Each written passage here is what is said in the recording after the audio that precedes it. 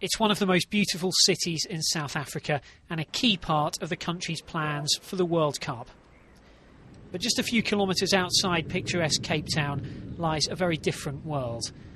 A vast temporary housing camp for the region's homeless and evicted.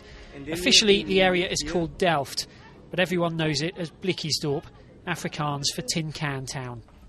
As the world's biggest sporting event draws nearer, residents here say they're being used as a dumping ground for anyone the authorities want to keep out of the city and away from the tourists.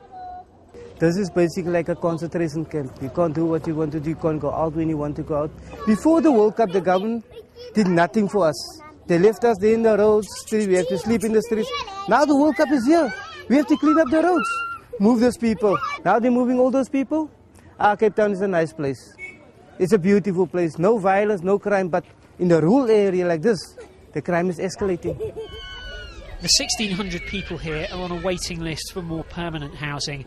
With a backlog of some 400,000 houses to find, the process takes years.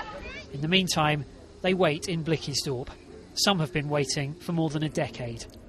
Authorities say all amenities are provided free of charge, but for many, the corrugated iron shacks and shared facilities are not much of a home. They are cleaning up for the World Cup, not for the sake of us. For the poor. They doesn't care about the poorest people. They do care about the visitors that are coming over to us.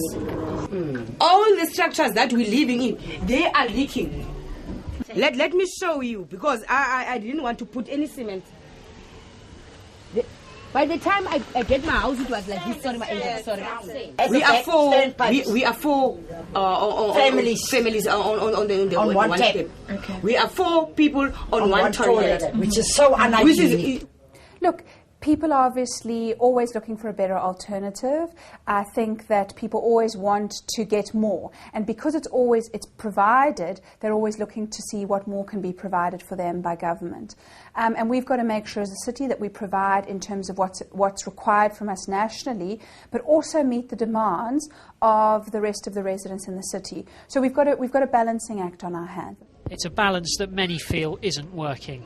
With the tourists already starting to arrive, residents here say Cape Town is just the front page, and that the reality of South Africa is to be found here, out of sight, in Tin Can Town.